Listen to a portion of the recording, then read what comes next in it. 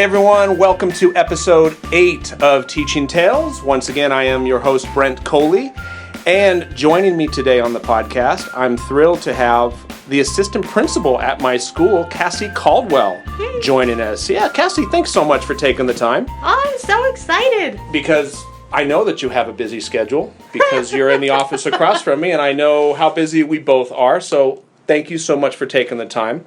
You're heading through the drive-thru later, so definitely, which is good. So I don't know if it's good, but it's what's going to happen. But it's what's going to happen. I have been there. I'm probably going to end up doing the same thing tonight. But anyway, so Cassie, tell our listeners, tell anyone who's listening, tell my mom and dad, who I know they're listening, tell them about your background. Okay, so. Well, I'm the assistant principal here now, which yay, yay! It's amazing and kind of well, I was going to say it was kind of a shocker, but I'm happy to be here. But before this, I spent my first 2 years of teaching was at a non-public school. So I worked with kids who had emotional disturbance, and they were all having a hard time with a great many things, and then I was hired in the district, and I taught resource for 6 years, and in being a resource specialist, I worked with students who had IEPs, with students who needed intervention. I worked with everybody.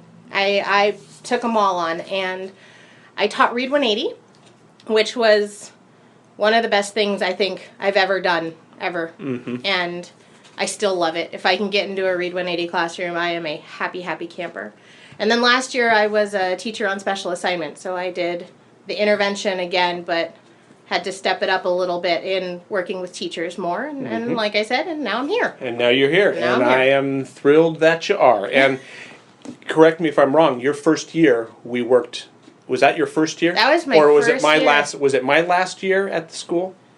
I think it was your last year. It was like my last year before I left the classroom to move into administration was your first. So yeah. We worked together for a year, and now we're back in a different capacity. So what I wanted to talk about today, I mean, we've had our superintendent on last week. A couple weeks ago we had my dad on, which was cool. We talked about relationships, and you and I have kind of talked before we recorded about just how teachers and administrators and all staff make a difference in the lives of students. I had a conversation with one of our teachers today, just about how there's those kids that you know you're making a difference. You are putting in the extra time. Maybe it's before school or after school tutoring, and you know at the end of the day or at the end of the school year, wow, I made a difference. Yeah. Have you ever had like the opposite, like? Sometimes there's those kids I would have where no matter how hard I worked, sometimes I would wonder, did I get through? You ever have that? Or am I the only one? No, you're totally not the only one. I think, so first, coming from a place where I taught intervention, the kids coming to me had a lot of space to grow. I mean, they all had things to work on. We all do. We've all got our things. Amen. That we need to work on. And that was something that I focused on with them a lot, was just, guys, we've all got something. We've all got our things. But I remember I've had a couple kids come through, and I would try one thing, try another thing, and I would kind of question how well it worked, or you know, if I was really going down the right path with them. And more often than not, at the end of the year, they were good. You know, we'd adjust, we'd tweak, and we'd work together. There have been a couple, though. There have been a couple where, one in particular was recent. He was a sweet kid. I had him for 4th grade. I had him for 5th grade, which is a benefit of being a resource teacher. You get him for multiple years. Yep. Get him for a long time. You get to watch him grow, both, you know. Awesome. It's fantastic. He was always just sweet and well-behaved, and I always got a lot of behavior kids, but he was not one of those behavior kids. He was well-behaved, and we talk about effort. He always put out his best effort. He needed some help with organization, you know, but overall, I was like, great, bud, you got this. And we talked about that a lot just as a class, you know, that, okay, we all have our thing. for you guys in here and super honest conversations with the students, which I thought, and I did come to find out later, was really empowering for them because they got to hear, I'm going to work on this. I don't have to be perfect. I don't have to be perfect. I'm not perfect. I never will be perfect. And that's okay. Yeah. Because I no one expects me to be perfect. But people expect me to try. And Mrs. Caldwell expects me to try. Yep. And so we used to talk about how you can do this. So I'm going to help you. But you can do this. And whatever your this is. And for my kids in that class, it was comprehension. And for so many of them, this kid included, they had been kind of, for lack of a better term, beaten down over the years. Just repeated failures. And then maybe at the end of, after their failure, they didn't hear, that's okay, you're going to try it again. Or maybe they did. I can't say. I wasn't there. But I was there for the aftermath of it. And so many of them came to me kind of beaten down. And this kid was one of those. And I remember him telling me, I can't do this. This is hard. Yeah, there's lots of stuff that's hard. And he got better. He did. He got better. He put out more effort. His organization got better. And okay, I just thought that after a few years with me, yes, he'd gotten better. He went on to middle school, but he didn't come to me that far short. Of grade level standards. Of grade level standards and the level of awesomeness he left me with. He wasn't that far from that. So I kind of thought, I'm like, sure, great kid, love this kid, helped him a little bit. Okay. So this was, 1, 2, 3, 4, this was 4 years ago. So recently I got this notification on Facebook. And his mom and I were Facebook friends after he left my classroom. She asked me to be her friend. I said, okay, we've parted ways. I can do that now. And she tagged me in a post saying that he'd got an honor roll. And then she said, Cassie, this is because of you. In large part, this is due to you. And it made me take a double take because I was like, really? Are you sure? Because I appreciate that and thank you, but that wasn't me. That was him. Yeah. And I just told him, you can do this. You can do it. So do it. Yeah. And if it takes you a little longer, it'll take you a little longer, but you can do it. And he did. Yeah. He did it just fine without me doing much more than that, than just telling him. Yeah, the purpose behind that question is there's those kids where you're like, did I make a difference? The purpose behind the question was we make more of a difference than we realize. Yeah. I mean, teachers, administrators, we make, and your example of, he said, even though you may have not have thought, what, I didn't do a whole lot, but as you're telling me that story, the one word that pops into my head is belief. The power of belief. We've seen that. I mean, I sent it out. My teacher thought I was smarter than I was, so I was. Yeah. So I was. I mean, I had a similar experience several years ago. I was in a Walmart and walking down you never know. You never know when you're going. I mean, we live in a small town, so walking through a Walmart and Mr. Coley, and it was the mom of one of my former students, and I said, hey, how we doing? And I actually taught two of her sons, and it was 5th grade that I had taught them, and they were then in high school, and the mom just thanked me, similar to what you said, and it wasn't in a Facebook post, it was in a Walmart, but thanked me for everything that I had done for her son. And I don't say that as like, wow, well done, Brent. You look. I say that the opposite, because when she left and I continued shopping, I remember walking away thinking, what did I do? I did, and thinking back, it's like, okay, what did I do? It wasn't one of those situations where I was coming an hour early every day and staying an hour. It was exactly what you said. I believed in him. And when he came to me and would say, Mr. Coley, do I have to do this part of the assignment? Because kind of that beaten down, I think before he got to me, the impression that I got was he was told, you don't have to do that part of the assignment. And the message, whether spoken or unspoken, was, because you can't. Yeah. Where he came to me and said, do I have to do this? I looked at him and said, yeah. Yeah, you do. You got it, buddy. I mean, did he need some help? Yeah. I mean, did he need support? Did I provide scaffolding? I sure did. But I walked away from that conversation in Walmart thinking, what did I do for him? And it all came down to, I believed in him. I told him, like you said, Yeah. you can do this. Yeah. And doggone it, he did. And at the end of the year, his grades, he got good grades, and obviously his confidence soared. He did well, but I guess the whole moral of that is, you don't always have to come an hour early, stay an hour late. Not saying that that's not needed sometimes, because it is, and some of those kids that is what they're going to need, and it's not just that saying. I mean, I think you would agree. Just saying, I believe in you. Oh.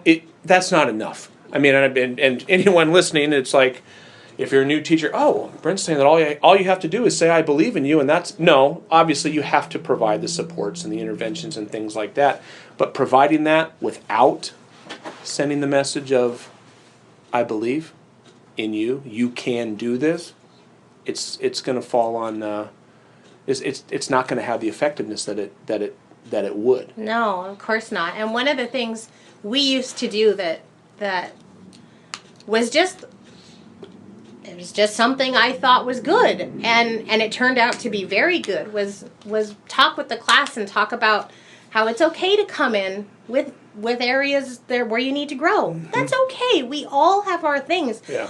It's when we stop working on those that we really start to fail. Yeah. And so often, kids would come into that room, whether they had an IEP or not, and need to hear that I believed in them, and need to hear that it's okay to fail. It's okay for your score to go down a little bit. It's okay to make mistakes, because if you do, the important part is if you learn from it. Yeah. That's what matters. Yeah. And if you make a mistake and you learn from it, then wow. Yeah. You've really got an opportunity there. And to hear that, and to hear that it was okay, and to hear that they had the power, mm-hmm. and that it wasn't my power, I would help them. I would give them the sentence frames. I would give them the highlighters. We'd break that text down into chunks, whatever we needed to do to show them, yeah, you can do this. Yeah. And kids, that was so powerful for them. Well, and I think too, in addition to you're showing the student, not just telling, showing the student that you care. Mm-hmm. And I mean, it's again, words are hollow without actions. I used to tell students, I mean, when students were misbehaving, when students were having a hard time meeting the expectations in the classroom, yeah. I remember having those honest conversations sometimes with them and telling them. Sometimes I would ask the question, boys and girls, would it be harder or easier for me to just let you do what you want? Mm. And I would just let that question just kind of hang there. And oftentimes they thought it was a trick question, and they're like, "Oh, geez, what does he want me to say?" What am I supposed to say? And it's like, "Yeah, what am I supposed to say?" No, guys, just think about it. Would it be harder for me to just let you do what you want, or would it be easier for me? Yeah. And as fifth graders, they would stop and they would think and be like, it'd be easier for you. Yeah, because I wouldn't have to be constantly reminding. It wouldn't have to be constantly, it would be way easier for me. But it wouldn't be what's best for you. It would not prepare you for middle school. It wouldn't prepare you for high. It wouldn't prepare you for life. Because the expectations, the rules that we had in the class, they weren't arbitrary. They're prepping them for being successful beyond my classroom. I mean, it just popped into my head an example of one year I had, it was one of my last years in the classroom, and I had two students who required a lot of those reminders. They had a hard time following the rules, a hard time whether it was staying in the seat, blurting out, those types of things. Great kids. I mean, and I'm sure you've had those. I mean, we just put on our door in our lounge. We've got the little whiteboard, and we put the sayings up there. Yeah. And sometimes last week we had one that something along the lines of, sometimes the kids that are hardest to love are the ones that need love the most. They need it the most. They need it the most. And these two students, they were challenging. and during the year, you had to write them. Yeah, they required a lot of reminders. And at the end of the year, I mean, it was the type of thing that at the end of the year, if you would have thought two students who may have put my picture in the bullseye of a dartboard, It's right. it could have been, it probably would have been these two students, simply because from a 10-year-old's perspective, boy, Mr. Coley must not like me, because he's always telling me to do what I'm supposed. He's always riding me. He's always doing that. On the last day of school, we had our last day party. Everyone was dismissed, and you see your goodbyes and things like that, and everyone left. And a couple minutes later, I had to go down to the office, and I remember leaving my classroom and turning right near your former classroom, right in front of where that open space was, and those two students were standing in the little open quad area. The only two students left from my class. And I remember kind of walked up to them and said, hey guys, what you doing? They were waiting for a younger brother or sister. But oh my goodness, it's so amazing, that unexpected. One of them, it was a boy and a girl. The girl just kind of looked at me. She got tears in her eyes. Aww. And she said, I'm really going to miss you. And she came up and she gave me a hug. And the boy who was standing there, almost as if he now had permission to, he started crying, and then he comes and gives me a little hug. So I'm standing there in the middle of the quad with two kids, the two least expected. The least likely. The only two that year who gave me a hug on the last day of school were the two that I had to ride the most. The two that were probably the most challenging in my class. But they, after all of that, they were able to see that I did it because you cared. Because I cared. Yeah. Because, guys, this is what you need. And I'm not doing this because I don't like you. I'm doing it because I love you. Because it's what it will help you next year. So, I mean, kind of going back to what you're saying, I mean, your experience and with what you used to teach, you had a lot of challenging. I mean, I would say, well, the majority, not just behaviorally, but academically, those are the kids who needed the most support. Or both, academically and behaviorally. Or both. Or both. But like your Facebook post said, you made a difference. I mean, and that's like, I guess, for anyone listening, especially if you're new to the profession or newer to the profession, or even if you've been doing it for 30 years, at the end of the day, when you're leaving your classroom, or at the end of the year, just know you are making more of a difference than you may even realize. Then you will never see all the fruits of your labor. Yeah. You'll see some. You'll see some. The teacher that we had today, we were talking about one of his students, and he said, I really feel like I'm making an impact with this kiddo. And I said, you are, because her mom is thrilled with what you're, I mean, but there's the other kids that if you don't feel like you're doing it, you are making an impact. Yeah. You are making an impact. So, anything else you want to add? No, it's such a good feeling talking about the kids that have come through my room and listening and remembering that even if I didn't think in that moment that I was super effective with them, or that I made a huge impact, like that kiddo, or like your story. It's so wonderful when they come back and share, and it's just so eye-opening to think, I helped them, really? Okay, that's fantastic, and hadn't really thought about it at the time. So yeah. We have an awesome responsibility. Oh my goodness, yes we do. If we stop to think about it too long, you can freak yourself out a little bit because yes. because it is truly the power that an educator wields for, superheroes, really. We use our powers for good, fortunately. And, we make more of a difference than we realize. So, Cassie, thank you. Thank you. My pleasure. Thank you so much. I totally appreciate you taking the time. I need to let you go so you can go Hit get dinner. drive-thru. Go hit the drive-through, get dinner for your family. I need to head home and do the same for mine. And I want to thank everyone else for listening. Thank you again so much, Mom and Dad. Thank you for your continued support. And if you like what you're hearing, we'd really appreciate it. Subscribe in iTunes. We're also in Google Play. If you like what you're hearing, give us a tweet. We'd appreciate that. Give us a review in iTunes. That would be appreciated as well. And we will see you next week. Thanks so much for listening.